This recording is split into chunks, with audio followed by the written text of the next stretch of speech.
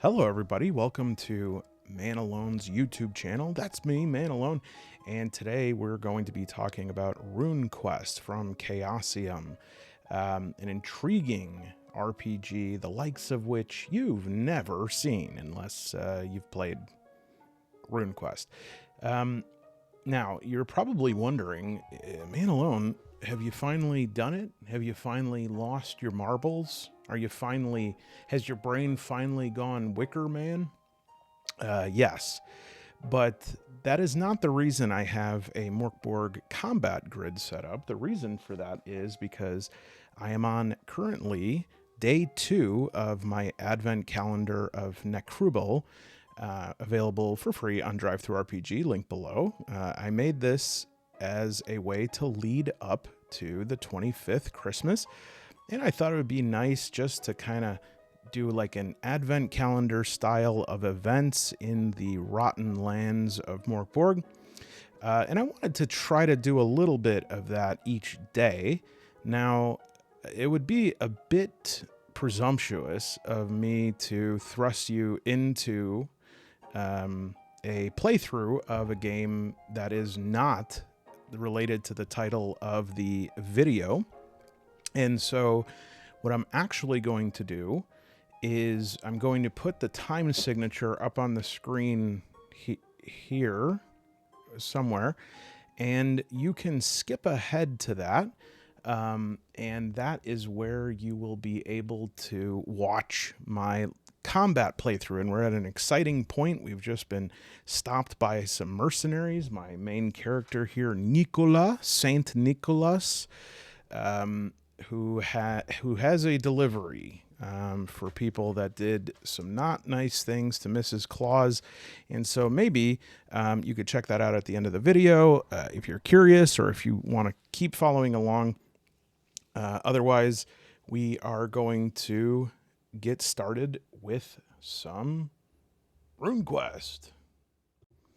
I think I feel grief about the time before I could appreciate a game like Runequest and Pendragon and Chaosium.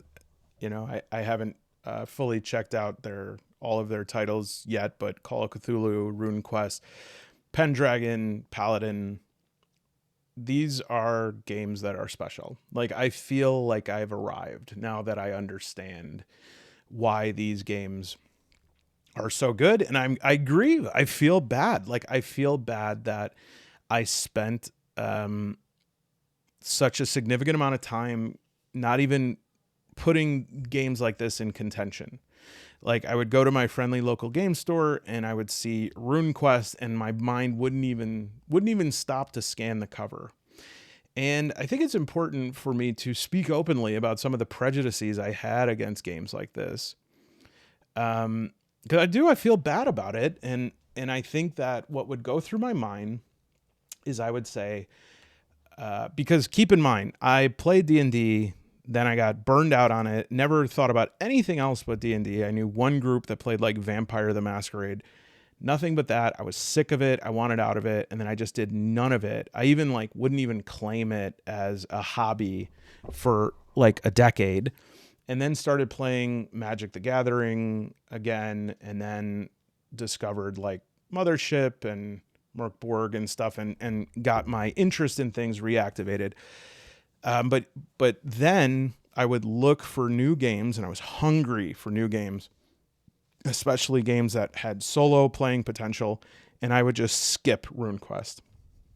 And the reason I would do that is because in my mind, I was like, that game is a dad jeans game. That's a game for like 40-year-old dudes who don't have their kids this weekend. And so they're going to sit there with their buddies, two Jeffs, Jeff and Jeff, and they're going to throw back some old styles and eat some, puff Cheetos and talk about how they installed a new garage door opener, and then they're going to sit down and play some Runequest, and Runequest is this is a game, you'll love it. It's about saving princesses, and There's powerful swords in it called the Mighty Sword and the Power Sword and the Fire Spell. And then if you're really powerful, your wizard can get Fire 2. And each spell is a consumable item that you use once, and then you have to go back to school for 10 years to relearn it. And basically my mind would just be like, this is Conan the Barbarian. And I don't need to hear the speech. I don't need to hear Conan say what is best in life again. This is a type of fascination that arose early in my life in the 80s and peaked in about 1989. And I have no interest in coming back to it because I'm too refined. I'm too smart. I need something more, right? I need there to be some sort of metaphorical tension that's being dealt with. I need for this game to not be these classic sword and sorcery games. I want them to deal with genres that are modern and present, and maybe even participate in IPs that I really like. Hey, that's pretty cool, right? And they should have really spectacular art on the cover. The kind of art that inspires and all. And because I had these stupid notions about what I wanted, and as I said in a comment recently, it was like not what I wanted, it was what I wanted to want. I would avoid games like this. And now going through this, I grieve. I grieve about the time I lost because I wanted to try this. I don't know how successful this would be, but I thought I was getting 1 pad of this paper and I got 3 pounds of it. So I have like 900 sheets. So you're going to be seeing a lot of this over the next 10 years. So I think like I was trying to track this out just sort of on the fly. Obviously, most people in the hobby are going to be at 5e, maybe to some extent Pathfinder, Call of Cthulhu, maybe. But this will for most people, this will be the entry point, and most people will not get further than that, right? And you can come into this from different things, right? Like you can come into this if you like comics or graphic novels, or you like anime. Obviously, if you like video games, RPGs, maybe you played Critical Role, or maybe you have a theater kid thing now, where, I meant role-playing games or Baldur's Gate, or maybe Critical Role, right? Like you see in Critical Role. And so you want to play like them, and you want to play characters, and you want to spend time with cool people. Basically, there's tons of things you can go in other than the type of person that unfortunately is like 80% of adults, which is like my 3 hobbies are Monday Night Football, Thursday Night Football, and Sunday football, and drinking. And so, you know, I would say you could access it from that, but that might be a little harder. So if you're sort of floating around in this milieu here, you have a good chance of at some point getting into this. And another one would be like Magic the Gathering. And then from there, you can go to maybe Call of Cthulhu, maybe Pathfinder. Some people would do like Vampire the Masquerade. Trying to think of some other ones that people might. Cyberpunk, if you know, they're more into that. Sci-fi wise, you know, there's a couple different options here, but I would say that like you start at the second level down, that not everybody makes it at, right? Like a lot of people can stay right at the top here. The second level down might be something like you get more niche, in which like D&D universe you like, Neverwinter, Planescape. I think here people start discovering like free league games, and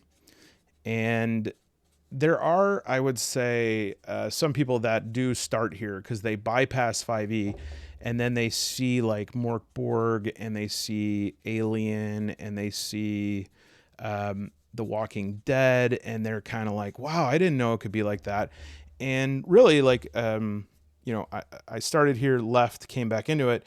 I actually, when I came back into it, I was coming from a different pipeline which was Magic the Gathering, Warhammer 40K, and then I was like, oh wow, yeah, that's right. Like there are other types of games, just because I'm not, for most sword and sorcery fantasy, I'm not that into it. Like there has to be some element of science fiction or a kind of theological fantasy, or I'm having a theological, or there has to be sci-fi. There has to be weird fiction or horror. That's kind of the ways that I'm able to access fantasy, and these remind me that reminded me that this is part of it, right? And some people here will do like cyberpunk red, and maybe some people will say, oh man, like I actually want to play D&D like 3E or 3.5E. Mothership, I think, is at this level.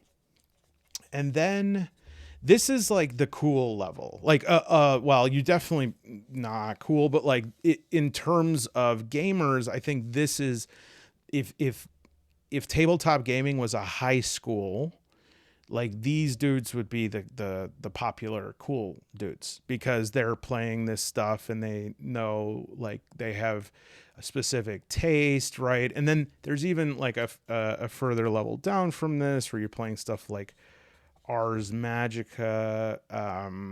You're playing, maybe you get a game going of Blades in the Dark might.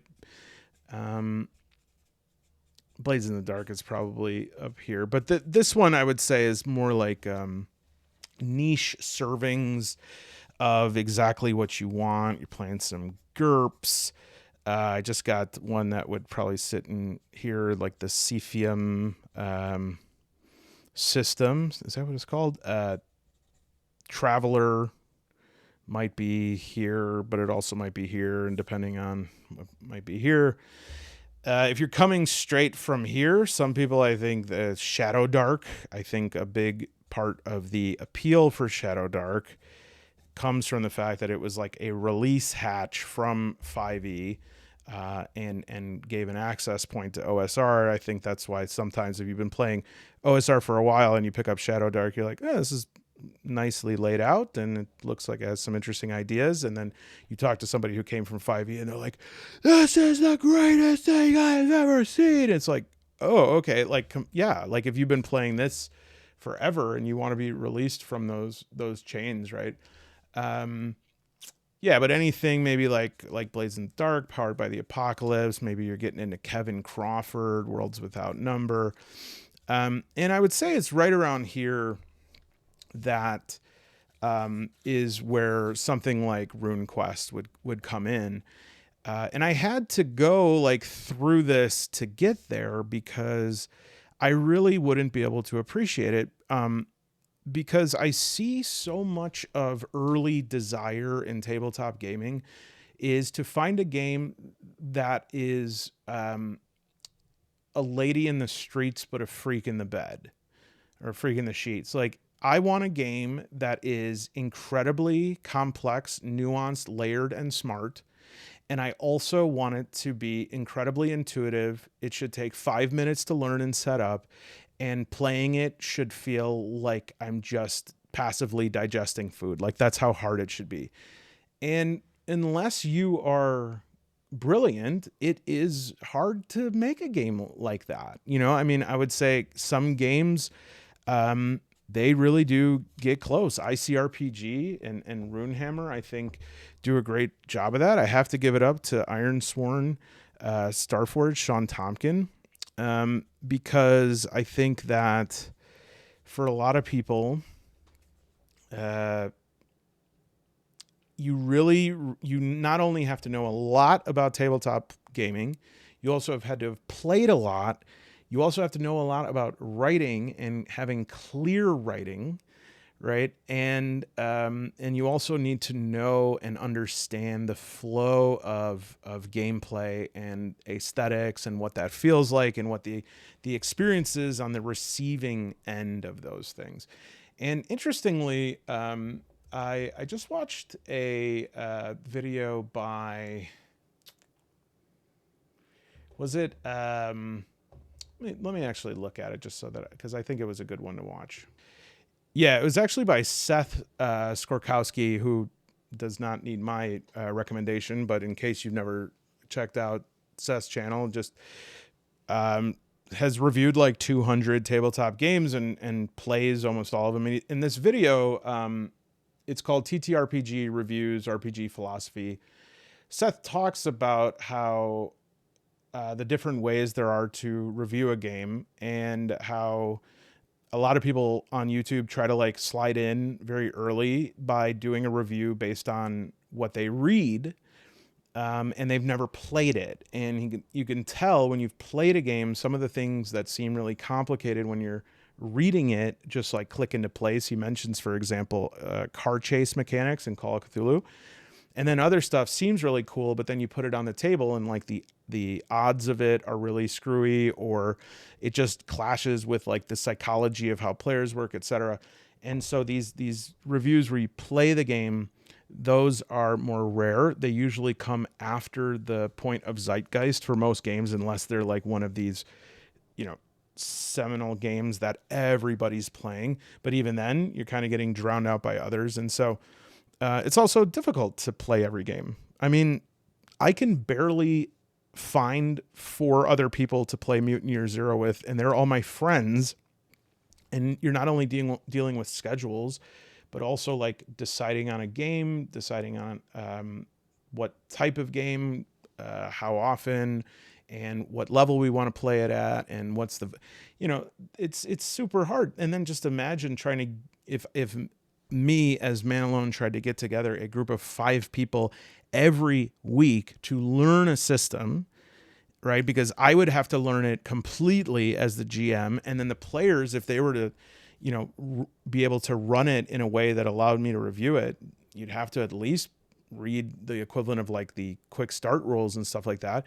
It would be near impossible. You would have to run a company that does that, right?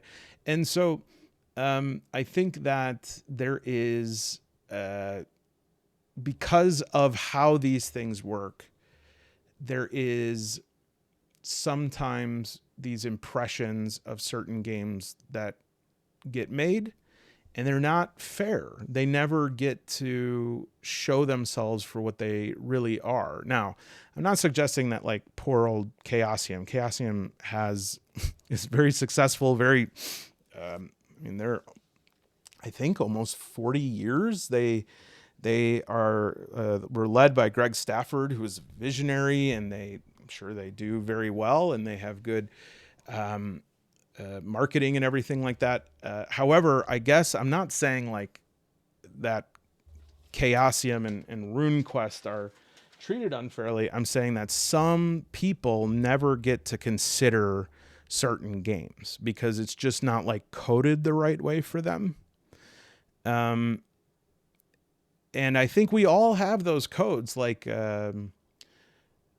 there are some of us that look at a game like Lancer, which is like a mech RPG, and we say, no, that game, like, if I'm playing a mech game, I need it to have precision graphics, that like I need it to have enemies that look like they're this out of the sketchbook of H.R. Giger. I need there to be a whole module loadout that I can get on my mech. And this thing looks too cozy, right? It looks too, like fantasy in the sense of like utopian or whatever. And so for some people, they just never try it. Is Lancer good? I don't know. I've never played Lancer. And so that's just for example. I've actually wanted to play Lancer. It just always seems a little bit too expensive for me, but let me know in the comments. Yeah, and so when you are able to cross through that membrane and start playing a game that you wouldn't have played before, it's a really special thing. And so I find myself, very satisfied with the 2 primary games I'm soloing right now, which is Forbidden Lands and Pendragon. And I love Mutineer Zero, which I play in group play. And I would just love to have an in-person group to play Runequest. But from a solo standpoint, that's like something I haven't figured out yet with this book. But it does have some leads. Okay. So without, oh gosh, we're 17 minutes in. I haven't even opened the book. So first of all, I did get these expansion dice. There is a core dice set for like $20. The expansion dice are only like $10, but the core dice are just, your polyhedral, like D4, 6, 8, 10, 12, 20. Whereas these expansion dice, they do have one of these, like the D12 here, with just the, geez, not focusing very good, is it? Let me move a little bit of the light. There we go. And then they also have this, which is like, I can't believe more games don't use just like, this is the location of a hit. Abdomen, chest, right arm, right leg. And then this is a rune die. And you'll see that these runes match up to here. And as we go into the book, we see that these are not coincidental runes. Those coincidental runes. And I was so delighted to see that. And I wasn't, it's not shocking. I mean, it makes sense given what I've talked about in some of the other videos on this channel, but just seeing Jung, Liber Novus. Liber Novus, for those that don't know, is the actual name for the Red Book that Jung wrote during his 5 years of seclusion. And it's a massive book. Like the literally the size of it is like two books. It looks like the size of the 10 Commandments or something. And it is hundreds of pages of what can only be described as alternating between psychedelic and hyper-specific writing and pictures. And it's like a user's manual of the soul written in the language of the soul, such that it's sometimes you're like, it's inscrutable. You're just like, what is it? But there is some truth like flowing through it. It is really, to me, some sort of transcendent revelation there that I have tried to unlock as much as I can. And I feel glad every time that I can, but by no means do I totally understand it. Anyways, this quote leads off this book, which is so awesome because runes in and of themselves would be part of that, that language of the human, the language of the mind that is in the collective unconscious. Runes are the symbols, the manifestations of those eternal messages in the subconscious. And I just love this quote. If you break down the walls that confine your view, and if the immensity and its endless uncertainty inspire you with fear, then the ancient stupor awakens in you, whose messenger is the white bird. There in the whirl of chaos dwells eternal wonder. Your world begins to become wonderful. Man belongs not only to an ordered world, he also belongs to the wonder world of his soul. And I really could not agree more. And also, sort of interestingly, the magic book, which I do believe I purchased, it wasn't delivered yet. The book of magic is called The Red Book. It's currently on sale on Amazon right now for about $27 if you're seeing this in December of 2024. The Red Book. And so this is most certainly not just like offhandedly inspired by Jung and these ideas. It takes place in Gloriantha, sorry. Not Gloria. Gloria, you make the coffee. We got the Bronze Age world. It's Bronze Age, okay? And it's not D&D. It is not the setting of D&D. You have to think about it somewhere more like the Peloponnesian War, or maybe even before that. There's more like Conan the Destroyer, that sort of Iron and Bronze Age. I just wanted to share something I read in a comment on some discussion board as I was doing a little background for this. It's really funny, and I think it captures a lot. Some guy was talking about, must have been in the early 90s. He was in a game store, and he was on vacation, I think, and he was just walking around checking out different games. And he said some teenager came in and was like, "Excuse me," to the clerk. The clerk's like, "Yeah." He's like, "Could you show me I don't know anything about this. I want to start playing role-playing games. Could you help me?" And the guy goes, "Okay, have you ever played D&D?" And he goes, "No." And he goes, "All right, good. We don't have to unlearn anything. Let me introduce you to Runequest." And so there, in some respect, I completely agree with this, that certain, it's not just D&D, but a lot of different hobbies and stuff can sort of block you from advancing to this next thing.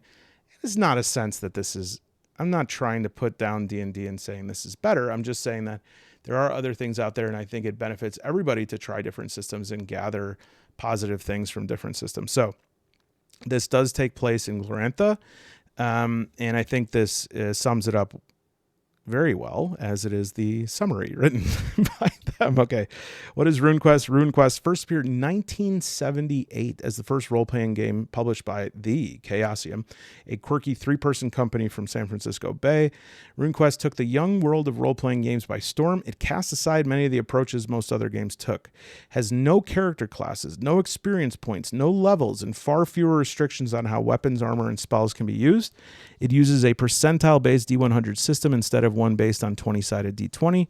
Most importantly, instead of being set in a pastiche of medieval Europe and the stories of Tolkien, Runequest is set in Glorantha, a Bronze Age setting of myth and fantasy. So this one is the 4th edition, and apparently there are other companies who have licensed versions, such as the Design Mechanism, but I don't know anything about that.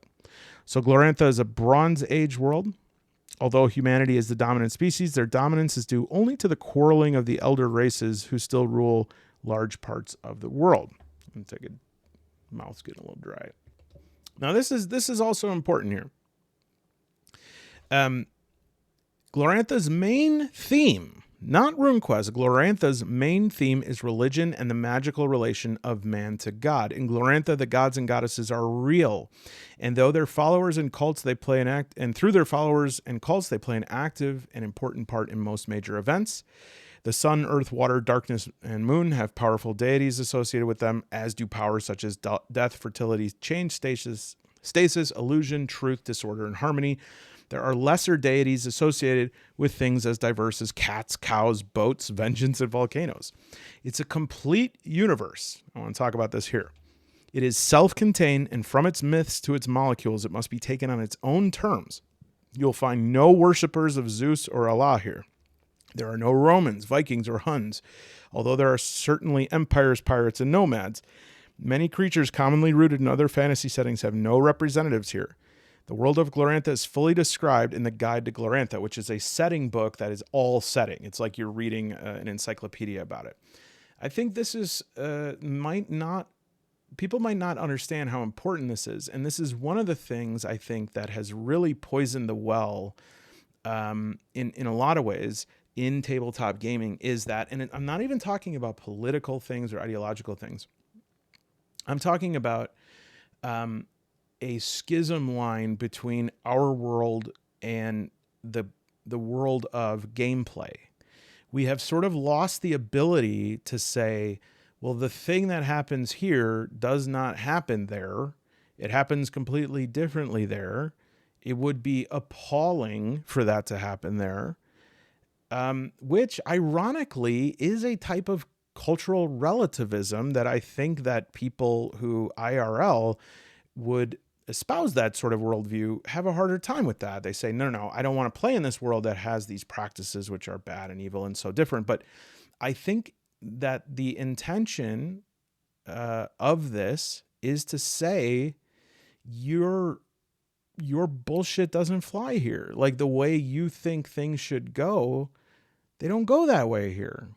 As the great, very one-dimensional but horrifying character in The Wire, Marlowe would say, you want it to go one way, you want it to be one way, but it's the other way, right? It's not the way you think it is. And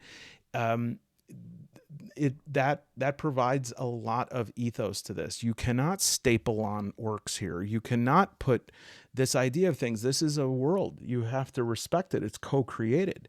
And so if you're going to enter into this world, you have to invest in this world. And the reason, again, I know it sounds like I'm trying to make some sort of ideological point. I'm not. I'm actually making a point about a wet blankets. It is wet blankets that I think have poisoned the well in a lot of things, in that as soon as a lot of players begin to approach something in gameplay that feels sincere, that feels meaningful, that feels vulnerable and tender, the tendency now, because of the theatrical nature of gameplay and the camera, right, that is always on the person, and even when it's not there, it's still there in their mind, that causes most people to surrender and throw a wet blanket on it. We say, no, I don't want to have that vulnerability. I don't want, and my character can have that vulnerability, but I won't have it. I won't have uncertainty. I won't be uneasy. I want to know what's going to happen. Even if my character doesn't know what's about to happen, I want to be in control of this. Well, that's not what happens in Glorantha, right? I adore that paragraph. I want to get it tattooed on my scalp, so that whenever somebody argues with me, I can dramatically shave my head and then have them read it line by line off of my scalp, and then they'll say, I can't read line 3. Could you shave a little bit more off the back? Anyways, purpose of the game. The game's title, Runequest Role-Playing in Glorantha, describes its goal. Players create characters known as adventurers and play them in adventures managed and moderated by the GM. Okay. Each player plays their adventure consistent with how the adventure is described on its adventure sheet. Again, this is a Greg Stafford thing that I think is so important. Your goal is not to play you. Your goal is not to play your character the way you want to play it. The goal is to play your character with the highest level of fidelity to that character. If your character is a scumbag, then you doing a good job means you make them be a scumbag. Doesn't mean you reform them and do something you want. It means that you fully maximize who they are. It's the same as in Pendragon. Your players' passions are decided already. Their motivations are decided. You have to go all gas, no brakes on what those passions and motivations are. The rules model the adventurer's physical, mental, and social and spiritual characteristics governing any interaction they have with the setting. This interaction is represented by percentage chance to succeed in an action. Now, this is where we are approaching a difference from Pendragon, but a lot of similarities, but differences in that this follows the BRP, burp, not GURP, burp. And the basic role-playing system is one that works on percentile dice. Each Runequest adventure is tied to several runes, the cosmic powers that define Glorantha and are manifested by the gods. Adventurers join the cults of their gods, from which they get magic and aid. As an adventurer progresses in their cult, they strengthen their connection to the runes, gaining power and questing toward becoming a true hero. A Runequest adventurer is a member of society, a clan, tribe, city, or other community. Adventurers have duties, loyalties, and conflicts beyond being mere freebooters with ties to the world of Glorantha and the runes as deep as they are profound. So I'm not going to keep reading word for word. I just wanted to go over that initial part to very clearly set the stage here. And once again, just like Pendragon, you're a person, you play somebody who lives in a society, right? This is a person who their goal is not to just satisfy your whims or to fulfill your wishes or your curiosities. The ask here is for you to assume the life of that player, not to transport your life into them, to assume their life and see if you can understand them. This is, and I know it to a lot of people, this would not seem correct what I'm about to say, but it is indisputably correct to me, and I will never, unless you pay me, I will never I'm mixing, I was about to say die on that stone. You know what I mean? That is a pathway to empathy. A pathway to empathy is taking somebody who's already formed and seeing if you can love and understand them, not rehabilitating them into what you think is the right way for them to live. That is the opposite of empathy. That is fake empathy.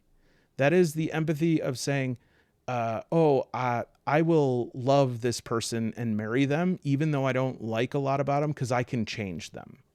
No, do you accept them as they are? That's the hardest kind of love. You know, it reminds me very much. I worked in, won't be too specific, but basically I worked in, let's say, a homeless shelter. Okay, and it was a little bit different than that. But I worked there, and it was like a job, and it wasn't like a job. I'm saying that I wasn't volunteering there. It was a job. I was employed there, right? And part of what I would do is I would manage people that would come in and volunteer. And one of the things I would hear is like, you know, I'm not getting what I want out of this, or like, I don't like how that person responded to me. And what this revealed to me all the time, and I try not to be too judgmental, you know, because a lot of, especially when they were teenagers and stuff, they're still learning or they've been very sheltered, but it's like, this is not a theme park. You know, these people here are real humans. To you, this is like a novel activity, but to them, this is Thursday. And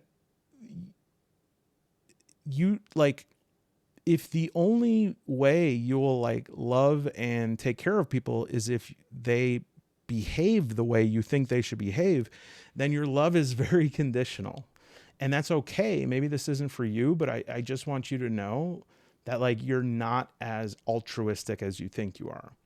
And I think that there has been some sort of inversion with that in tabletop role playing, where the idea now is that my character, even if they're bad, they've got this like heart of gold. They do, but maybe it's not the heart of gold according to you. And I think it actually allows for much, much more courageous, unique, inventive role play when you're able to assume somebody that is so different from you. It doesn't even have to be morally different, you know, and obviously there are outer limits on this. It's like, if, I'm not even going to say them to on YouTube, but like, if someone wants to do things that are just grotesque or awful to the point of actually being sickening, like just hearing about them, that's obviously an outer rail here. But for instance, people's notions about like who to rescue, who is worth protecting, if there is a price on something. These are things that I think brighten your soul. They water and tend your internal garden, rather than just taking whatever, you know, stinky vegetables you have in your garden and shoving them in the dirt and saying, I made a forest. I don't know. Okay.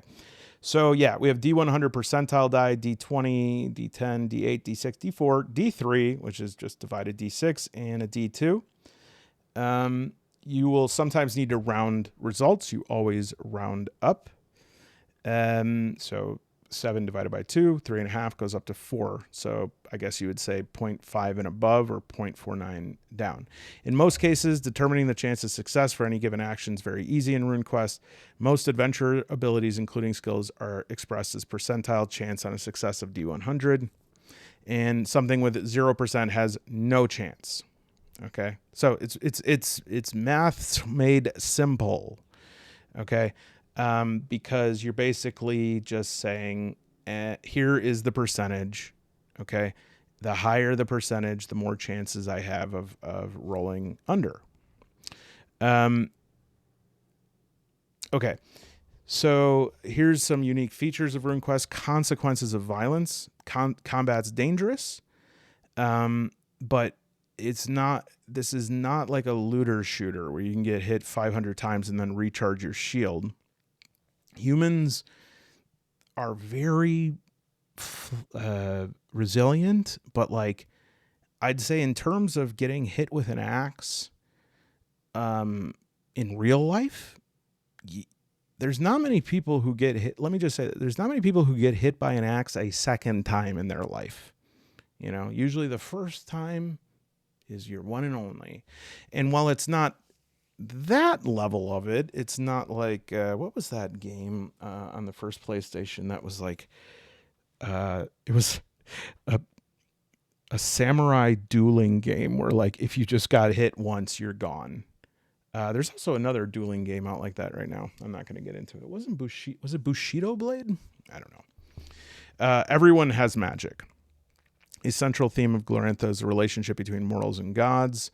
The gods are acknowledged, experience, and exert powerful influence on the world. Okay, one more point, and we're on page 7. Great. So in terms of the gods being real, that's another part I want to touch on.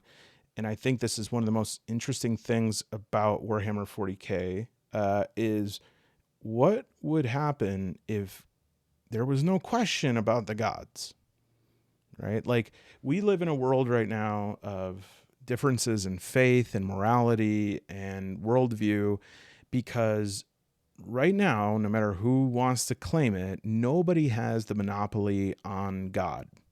There is nobody who we know, like everyone knows, is certain.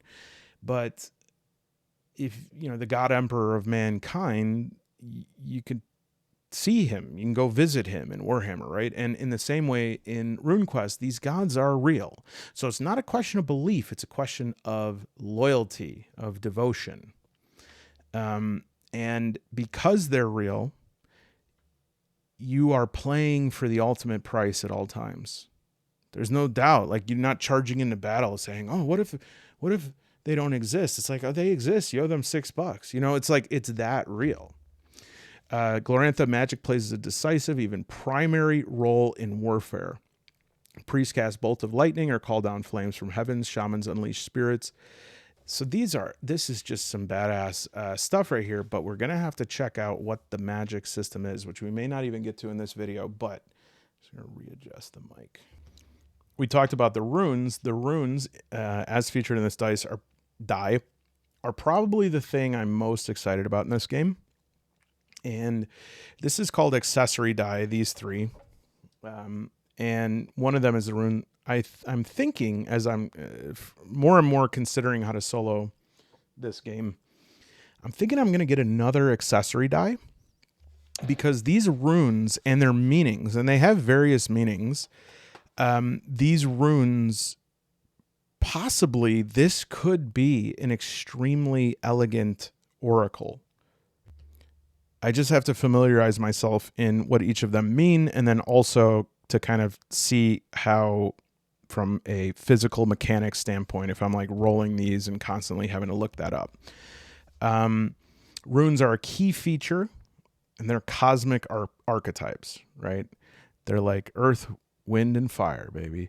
They're the source of the god's power. So runes are like, think of the runes in this game as sigils that emanate power. They are the apotheosis of that god's power. They are the singularity of the essence of what that is. They are the platonic form, but they're potent. They're omnipotent. And they are the thing that drove the Gods' War, which was this, they call it a cosmogonic cycle, which is, as you might be able to imagine, is a sort of like circular, cyclical Ragnarok. As predictable, fire and sky is overcome by water, water by air, air by earth, earth by darkness, darkness by fire, sky, before the wheel cycles again. So this gives us a very definitive time cycle as well as a hierarchy, and there is a balance in that. Spirits, gods are active, spirits are omnipresent. Ideals and motivations. In Pendragon, you have these qualities, passions. You might have a long-standing ancient hatred towards a group of people, or like, you know, my character, I think, towards one of the groups of Saxons. In this, we have rune affinities and passions. These can give bonuses and abilities. Usually the GM would determine how they're used or when they'll be able to use in solo play. I'm getting a pretty good idea of a system for this as I play Pendragon, but I'm not fully there yet. And then cults. Cults are basically your spiritual tribe. And when you enter a cult in Runequest, you get to tap into that rune magic. And so the more affinity or connection that you have to that rune, to that god, the more you're going to be gifted and empowered by it. Okay. Now there is also like 2 levels of magic. The rune magic is like the real explosive stuff, but there's also the spirit magic that just kind of, you get it when you sign up for, the frequent shoppers card or whatever. And it's a more soft, like everyday magic that you'd use maybe for defensive things, maybe for very small attacks or misdirections, or for healing, stuff like that. It's not going to like move mountains. And then we have kinship to families, which form a clan. And you get support from them. You get support from them in your adventures and against enemies. Passage of time, it goes by season, right? Very similar to Pendragon. And if you play once a week for a month, it's a year. And I really like that. I think that that is a simple, good, honest way to divide things up. It's a good way as a GM. I love that for planning purposes. But obviously this also creates some issues, right? Your player character might not make it for your entire 17-year campaign. A lot of people in the question I asked the other day about, again, what they're lacking in games, they talked about some sort of campaign element or cultivation element or something for downtime. And in Runequest, you have obligations. You are part of this clan. You're part of this cult. You are part of this land. And everything is not just like going out and adventuring, which, to be honest, is some, how like there's parts of RPGs that are just, you think of them every once in a while and you're like, this is so absurd. Like, to actually think about someone doing this, like to think about, like, if I looked out my window right now and I just saw like 2 guys dressed exactly the same as thieves, like they're like, yes, I am thief. And then there are 2 other guys just like lining up, jump kicking each other, like taking turns, occasionally drinking like a 7-Up or something. I'd be like, what the hell is going on? But then, you're like, okay, this is an abstraction for something else. I do think sometimes more often than not, when I'm playing TTRPGs, I'm like, why do these adventurers just get to live like this? Like, don't they have to fix a toilet? Is there something about them that's like, no, I just go out and I kick people's asses all day, and then I will stop in and go to sleep and then just steal stuff from your cupboard because I just press X next to it or whatever. And so I think that the people who comment to that, I think you're right on. There needs to be more of something that's grounded, especially if you're playing a longer term campaign. And the final thing is that this is epic. This is not small stories. It could be that your story you're not the main event, but you're participating. This is a land where everything is heightened. The stakes are as high as and low as can be in terms of the polarities of power. And you're part of that. You're in these tides. And so how are you going to react to that? If you want to have any agency at all, you need to grow in power. There is what is sort of like a vision quest called a hero quest in this game, and this is how you can improve and become a hero, which is in the same way in Pendragon, it's like to become a knight and to become a baron or lord. These are maybe a member of King Arthur's Round Table. That's the goals that you have. Will you achieve them? Who knows? Some more points: importance of building community in the game, keeping it Bronze Age, keeping it fantastic. Again, you want there to be something. This is not a normal, this is a special place. It's right here where I start to see how unique and gorgeous some of the art is. Now, in Pendragon, the 6th edition core book is just especially the stained glass images are stunning. Chaosium, from what I've seen so far, does have some strange inconsistencies in their game's art, and I haven't seen it too much in this, but sometimes there is a change in artistic style that leads to a little bit of whiplash. And it's not to say all the art has to be uniform in style, but it's like sometimes they'll change their art style up to something out of nowhere. And it's a bit disorienting. I see that in Pendragon when I looked at Paladin, and Call of Cthulhu has some layout stuff that is pretty tough. But I haven't seen that here. For the most part, I think this is just absolutely gorgeous. I'm not going to go into the world of Glorantha this time, but let's just say it is extremely, extremely built out. These are Vasana's sagas, which are a huge part of the history, and it's like a pilgrimage path now. Runes. Okay, so right off the bat, here are the runes, and from what I can tell from this die, all of elements, powers, and forms are represented in the runes. I have not been able to find the conditions in there yet, so I'm wondering if those are not a part of these runes on this die. Yeah, I don't see it, but almost, yeah, all of the other ones, as far as I can tell, are like, I see here. Okay, this is like a swirly thing. That's movement. This is just a dot. What is that? That's darkness. This is a person-looking thing. Gosh, imagine saying that. Who is that person-looking thing? That's man. Okay, so yeah, we are definitely dealing with archetypes there, and I think that we can definitely make some very interesting solo oracle from that. So it has lots of nice. I mean, there are 450 pages in this. So in terms of adventure, this is going to, again, look very similar for Pendragon. You're going to have rune affinities, characteristics, occupations, homeland, family history, base passions. You're going to have the option here of going from your grandparents' history, which is just absolutely one of the most fun things you can do. I did again get the Book of Sires. I also have the Book of Battle for Pendragon that I'm very looking forward when I'm feeling better and ready to do episode 8.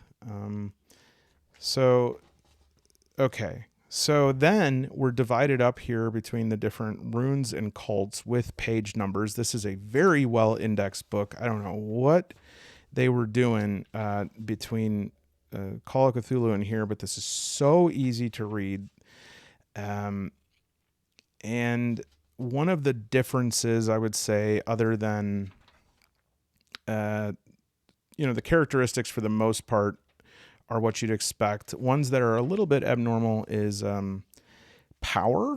Power is sort of like spirit or maybe wisdom. It's your potency, like your magical potency. And since everybody has a level of magic in this game, that is an important thing. And then you also have size, which again, you have that in Pendragon, but it is pretty cool. I mean, it is more accurate. And also it comes up more than you'd think, especially as I watch these playthroughs and like so many things about trying to hit somebody who's 8 feet tall and you're 3 feet tall. It's just not going to be on even footing. Is that the most obvious thing I've ever said? All right. Then we have attributes. You derive your strike rank. And then here are your base skill values. Quite a bit here. This is, if you play Call of Cthulhu, this is going to look very similar. Again, it's on D100. But this is based, depending on the character sheet. And I do have the starter set coming. I wanted to wait until I got that to do this because I got this pretty quickly. And then the starter set has just not been able to make it here. And I wanted to get that, but I got this book first and I'm still waiting on that. But it has a few mock player sheets and they look very similar to Pendragon's in sort of that cafe menu. So I'm not sure if there's any sample player sheets. Oh, here we go. Oh, that's right. I can't believe this. I actually printed one of these out. What am I thinking? Yeah, so the character sheet looks really cool. You have your armor and hit locations where that dice would be real snazzy to use. But yeah, check this out. Look at that. These are all skills. I mean, you gotta be kidding me. Now, there's two ways to look at that, honestly. And I'm not even trying to shill for this because if you can't tell, I'm really digging this. But so I'm not trying to make excuses for it. But there are two ways to look at this. The first way is, my gosh, I'll never remember all those. The second way is to say, I wouldn't remember them if there were half that. Because to be honest, there are 20 skills or so in Dragonbane. I still have to look those up. I mean, yeah, there are some that I know that's going to be horsemanship, whatnot, but there are sometimes I have to look up when it's just attributes, right? In any year zero game, that especially like that has advanced skills like Coriolis, you're always looking that stuff up. And I think that there is, for me, a type of fun I haven't had as much, and I'm curious about from a solo standpoint, I'm thinking this will be helpful to me because it will allow me to mechanize more scenarios. Whereas in other systems where there's less codified skills, there is more stuff that I have to sort of abstract and make into something narrative. And that is part of solo play. We have to admit this, is that yes, part of it is going with your gut, making decisions, creating a good story. You don't want to over mechanize things. But at the same time, I do feel excited when I get to like plug a mechanic into something. It feels like finding a literal physical puzzle piece that you've been looking for, and that sensation of snapping it into place and going, aha, yes, I have something for this. Okay, so let's talk about the magic system. Now, magic has been a bit of a frustration of mine in the past. Maybe not a frustration as much as I generally dislike magic systems that have a Vancian mechanic. The idea of planning the usage of a spell much earlier in the day, waking up and thinking about which form of fiery inferno I want to cast as I'm eating my sausage biscuit with egg and cheese doesn't seem realistic to me. It doesn't seem epic, heroic. It does not paint a great scene picture. And I also dislike magic systems that create, that make magic feel like it's a consumable item. I grew up with computer RPGs, video game RPGs, where to cast a spell, it was a question of if it was your turn and if you had enough MP.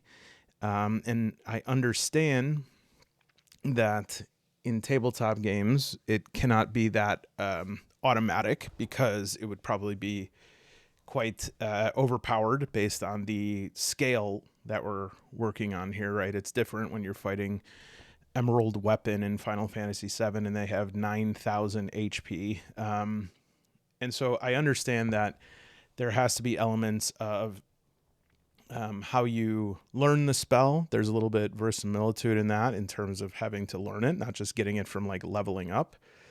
There's also more finite usage of magic in terms of duration and how many spells, etc. It's interesting, and I'm definitely going to have to learn more about this and use this in the system, but there seems to be, well, there are 3 types of magic in the game.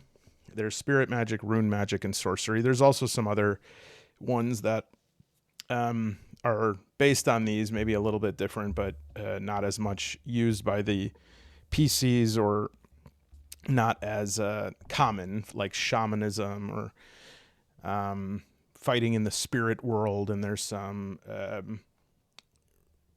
race-associated magics like draconic and stuff like that. But for the most part, what it seems to me is the system's a little bit different because, again, in Glorantha, everybody has some degree of magic, right? And that would be spirit magic. This is just kind of working with the currents of magical power that exists in the world. It would be using spells that are sort of minor support, healing, or attack spells. It is, think of it as like magic, right? Whereas rune magic is going to be invocations. It's going to be magic derived by ritual. And you grow your, for spirit magic, you don't even have to like learn an associated skill with it. You just, the more power that you have, the more that the spell scales, and you can use magic points to increase your chances of casting it or it having a more powerful effect. Rune magic, it's derived from the gods who represent those runes, and it is, in order to gain these powers, you actually have to invest in the cult or the belief, right?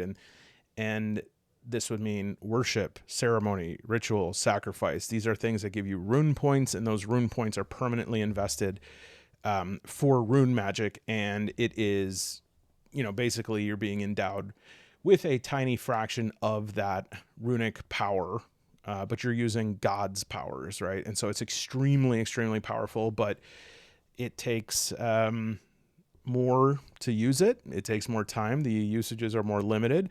And then the final one, sorcery. This is interesting, and I think given the setting of Glorantha, this occupies an interesting space, right? Because usually you'd have magic users versus more like technology or fighting users, and here sorcery is more of the technical academic art. It's using logical formulas, scientific, abstract, math, and coming up with recipes for spells based on research and discovery of or unlocking different texts. And so that is more like a scientific magic, which does, still utilize these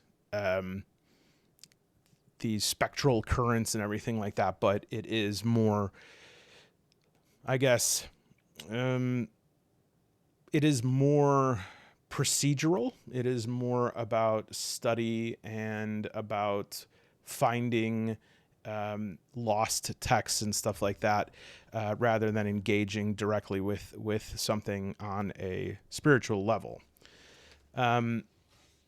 There is meditation, modifies the spells, and you also have to use rituals rituals to prepare magic. But really, as far as I can tell, not spirit magic. Spirit magic is something that is going to be, I guess you might say, like a cantrip. And again, because everybody is able to call on magical powers in Glorantha, everyone will have access to this. Now, there is also shamanism, and this introduces an element of the game that is very interesting. It's almost in a weird way something like when you have cyberpunk games where you will have some missions that take place like on the neural net. This is certainly not from a lore standpoint, not a neural net. You're moving into the spirit world, but it has its own rules about combat and spirit binding and everything like that there. There's also, although there's no archetypes in the games, you can choose to sort of like learn to be a shaman, which means you are going to do work on both the planes of reality and the spirit plane. Again, I have to learn more about this, but yeah, there's a whole set of rules for spirit combat. I could say that one of the things that I think is going to be like, I'm going to have to learn more as I think about it and look at it and see if I can grok it in a way that becomes intuitive to me, is strike rating. Because the way that it is now, you derive a strike rating from both your size, I think your dexterity, as well as your weapon. And there is all of these different options here for what can happen in combat. And there's also these strike rate modifiers. Now, as far as I can tell, strike rate is first and foremost your initiative, but you're going to have different strike rates and different parts of you, right?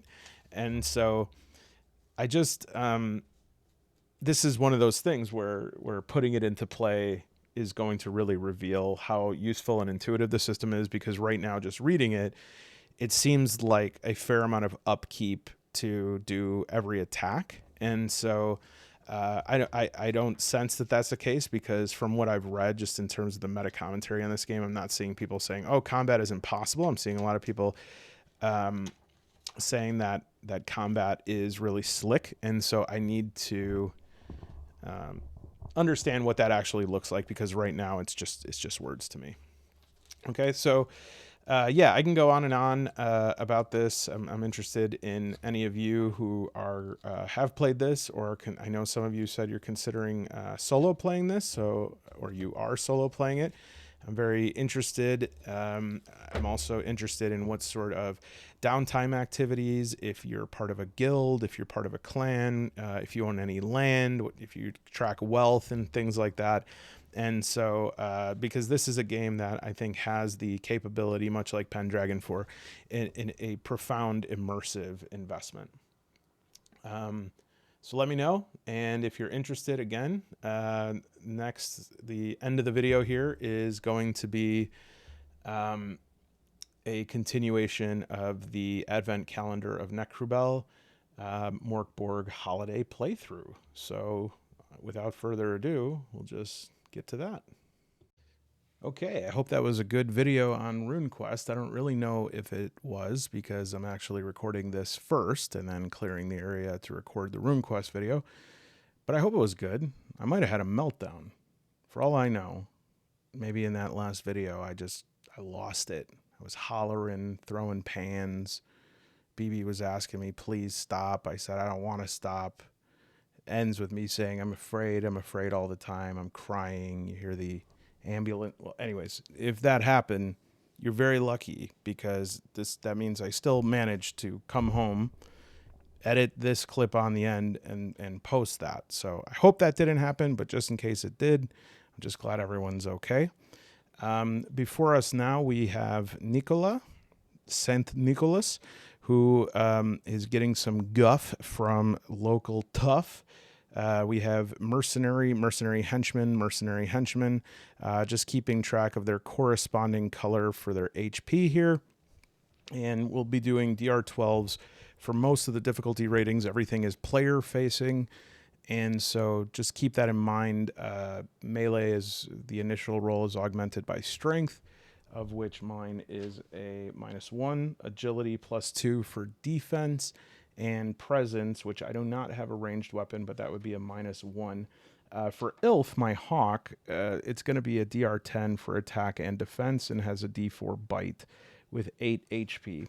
And again, that's this will be my HP right here. This will be Ilf's, and anytime anybody loses HP, we'll just put it in this bin right here. We have, like, basically considering walls full cover, and barrels and boxes and rocks half cover. We'll have to adjust that a little bit for Ilf. You know, it's rules light, truly. And so there's nothing in there about, you know, how you deal with characters who are flying. There's nothing in here about movement. It just basically says one move is enough to move across one room and make an attack. So we augment things with, we could say, like, we can increase or decrease a difficulty rating. We could say that somebody can't do something this turn, or we'll just have to figure it out, because the focus is on the narrative and we don't want to get too on our heads about that. You know, if something comes up, if, like, for instance, sometimes I feel like there's an attack of opportunity, which isn't necessarily spelled out, try an attack of opportunity. But the important thing to remember is that all rolls are player facing. So I want to succeed by rolling over the difficulty rating when I'm defending. I want to succeed by going over the difficulty rating when I am attacking, and then we'll apply the damage or the defense of the armor if I am hit. Initiative-wise, I think we'll just go straight initiatives across the board. So we'll roll 3. That 1 through 3, the enemy goes first. And by the way, I know that a few people have commented over the last 2 months or so since I've gotten this microphone arm that's attached to the table saying they're hearing my dice rolls more. I did have BB put like a little bit of a styrofoam thing on here, so hopefully that's doing less mechanical transfer. I don't know if it will have any effect whatsoever, but let me know in the comments. So we did roll a 3, 1 through 3. The enemies begin. We could do an individual one for agility plus D6, but we have 3 folks here, so we'll just have the enemies go first, and we'll do all 4 HP, 4 HP, and what is that? 6 HP, and we'll give them all just basic DR 12, D4 hit, but we'll do a little bit more HP for this guy, and maybe we'll give maybe we can augment his roll or do some sort of have him be able to do more distance, or you know what we'll do, we'll have him have a Zweihander, and it'll be a D6 for attack. Okay, so I think right away he's going to try, this is just, I'm going to use one of these omen cards for distance. So I think he'll be not going to be able to close the distance yet on Ilf, so I think he's going to move into here. And this guy is going to move into here, and I think this guy's going to move into cover here. I think probably give a little bit of a distance bonus to Ilf here, and he's going to do a DR10, and it's pretty much a straight roll for animal companions like this. So we're just trying to get over 10, and we miss with an 8. So he swoops down, tries to get a piece of that mercenary's head, doesn't quite bring that home. A little bit of a line of sight issue here, but I think I have enough movement to get around that. So we will do again, we'll do DR12, and we'll augment that by strength, which is -1. So I have to at least get a 13 here. And I do get a 9. I am going to use one of my omens because it gets tough here, folks. Like we could really get into trouble really fast. So you want to take every opportunity that you can to keep your HP, keep your head. So with an omen, I can either re-roll a dice roll, lower damage dealt to me by D6, neutralize a crit at a nat 20 or a fumble, lower one's DR by -4, and we have to rest 6 hours to get them back. So it's kind of like a luck mechanic. So I will use one of those, and we'll lower the difficulty rating down to 9, which is what I have. And so we'll do a D4 hit for that, and I think I like using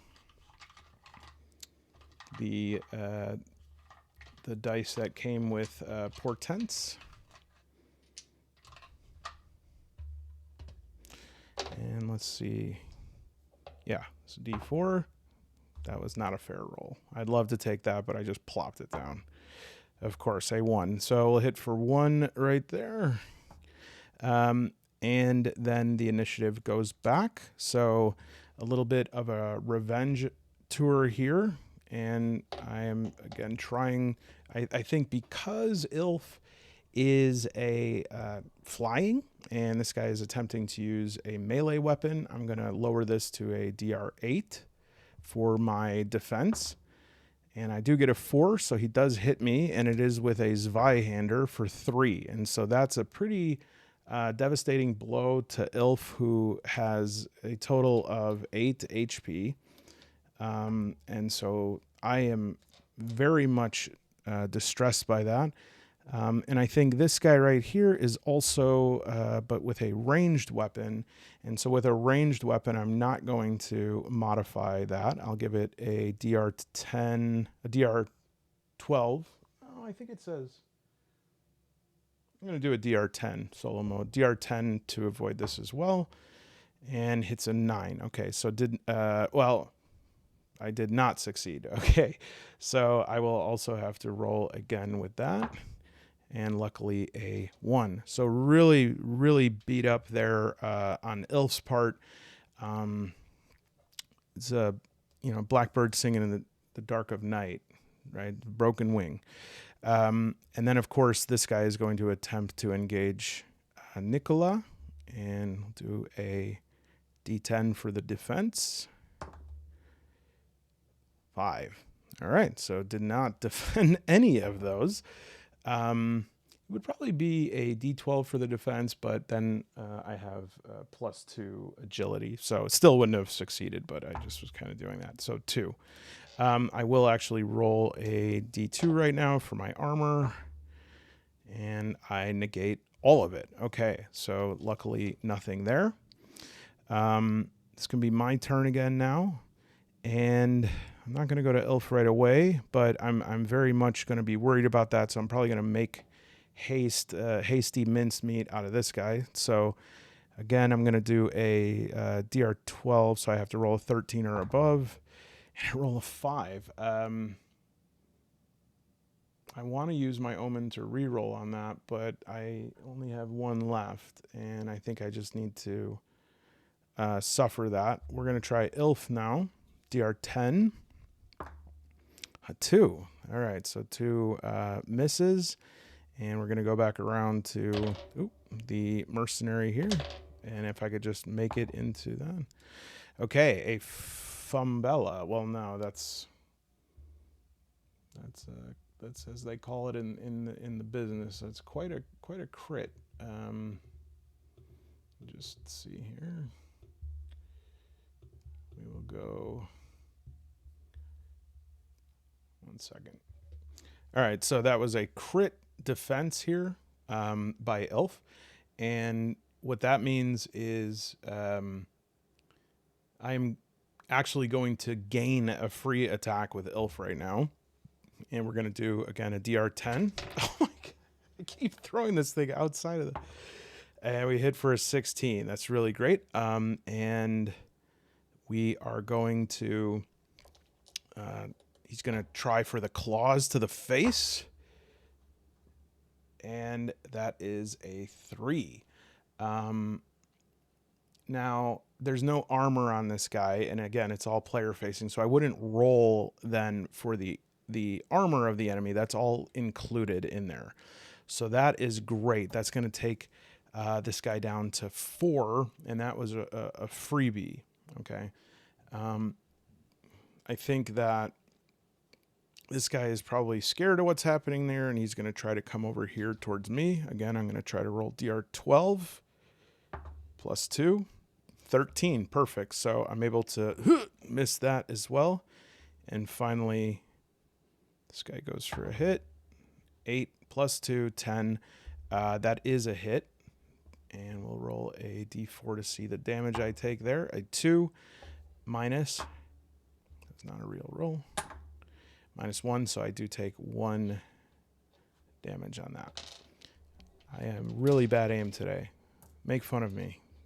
Okay, now also we are going to start over at the top again. I feel like Ilf has some momentum, so we'll do a straight DR10. A 2. All right, so swing and a miss, but we'll say moved around a little bit and circled around this way.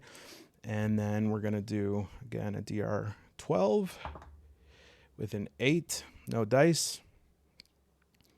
We'll flip it around again right here. Attack on Ilf. A 2. So he definitely connected. I am humiliated. And a 4. So Ilf is broken. So some early drama right here.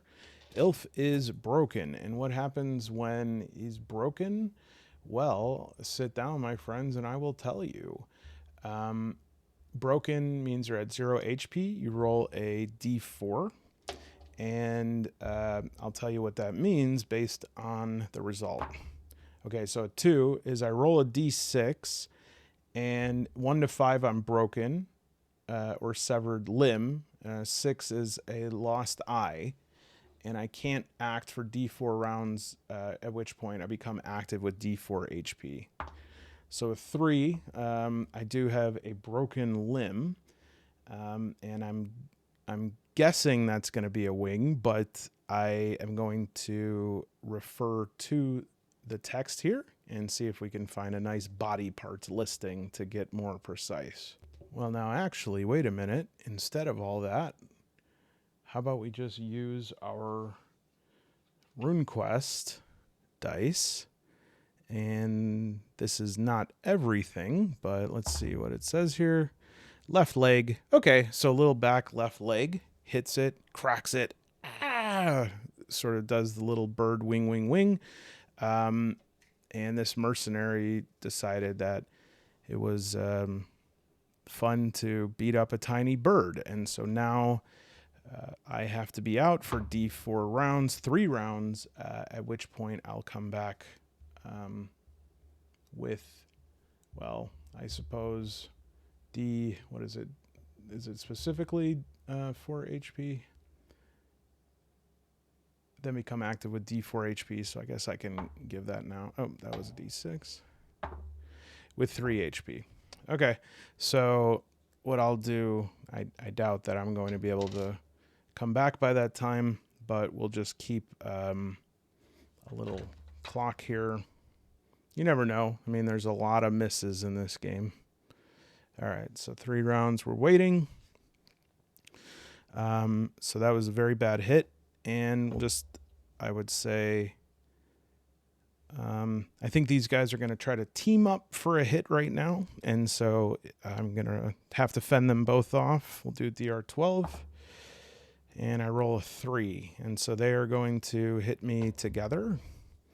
And we'll give a DR4 3 and 2. 5. So they hit me for 4. So this could be a very short Christmas, everyone. All right. So now we will, I guess, try to retaliate. Hopefully, if I need to, I may use an omen this time. DR 12 minus 1. 11 minus 1 is 10. I am going to use my last omen. Oh, you know what? I did not add the +1 to my attack, but actually I've missed every single attack now. So I will do that now to this guy. I'm going to hit for 4 + 1 is 5, and he's just obliterated. Now, I'm going to say that this guy saw his friend get smoked. I mean, absolutely demolished because I was so mad. And we'll do a morale test, and that's a straight roll over 7. And we'll see if we get over 7. He's going to 19. So he is definitely doing some pants shitting right out of there. And the mercenary says, "You cowards," comes back over. And I think I'm going to be able to, we're just going to have a mono-e-mono fight here. I'll lower the rounds by 2. And I'm going to roll to defend. He's going to take his billy club or whatever it is. And 9. And so I would say I don't succeed, but my agility is a +10. I'm sorry, my agility is +2. So that is an 11. It's still under 12, but I'm going to take out my first mechanic here to keep this story going. And I have Christmas presents in here. And so this one, unfortunately, I pulled out a D4. But this is, I'm going to add to my roll a 4. And so I won't be able to use that Christmas present again. I don't know how many I have left in here. And so I will be able to avoid that. And I will also then snap back with a devastating blow of nothing. Great. So we'll just keep going back and forth. He misses. And 12 plus -1 strength. Nope. I need a 13 or more. 9. Nope. 12. Nope. 18. He hits. What does he hit for? Oh, he has D6. A 2 minus 2. All right, no damage there. Now my turn. 18 finally. So now I'm going to hit for a D4 plus 1. 4 plus 1 is 5. He has 4 here. And he is gone. Well, I'm probably very tired too. Before I even go loot the body, oh, you know what? I completely forgot. That was probably 10 rounds. So he is back with 3 HP right now, and I definitely need to go get some medical care. But before that, I'm gonna put him in my on my shoulder and say, "Come on, good buddy. Why are these people do these senseless things and on Christmas?" And I'm going to do a Christmas tradition here, at least in my house, which is loot the corpse.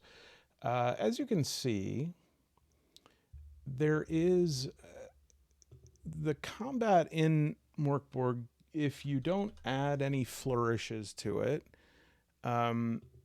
which again, I think this combat I willingly entered into it just to kind of dust the cobwebs off, but we'll make it a little bit, we'll figure out a way to make it a little bit more interesting next time, but it can get quite tedious, I mean, it just can. And so you want to feel free because of that to add some interesting mechanics. I have seen some advanced combat mechanics. I think I've actually used some advanced combat mechanics before on a game I played a while ago, so I'll look those up for the next session. But I know that's in one of these books there's a loot the corpse mechanic, so I'm gonna find that really quick. Oh, I just had a painful flashback. Mörk Borg was one of the I was GMing a game, and this was very early and sort of getting back into things, and I was in over my head. And it was one of those GM sessions where I was just constantly saying, "Oh, hold on," and paging through. And Mörk Borg, even though it's small, it's one of the worst things for this because there's sort of an index, and the names of everything are always not what you expect. So even if you have the E version of it, and of course, corpse plundering, I looked through the whole book. It's in the inside cover. It's like page 3. And now, if this game does what I hope it does, it will have all of that effort will have been for naught because it's going to come up with something completely useless. So do I have a... just need one more D66. I have these everywhere, but never where I want them. I'll just use one of the null dice here. 45. The Water of Life. Nice. Heals D8, test toughness DR10, or go blind, highly alcoholic. Okay, so we may have to use that because we'll have to see if we can find an inn or something like that, but that's really nice. My toughness is -1, so that would be a scary thing to use because I don't want to go blind, but I definitely think we're going to start the next session tomorrow by just trying to find some place for some Christmas hospitality to treat my trusty little elf. I could have used this one as well, couldn't I have? And then just looking at the advent calendar, we can probably incorporate some of these because I'll do a longer session the next time. So let's see here. Faint singing echoes in the distance, investigating.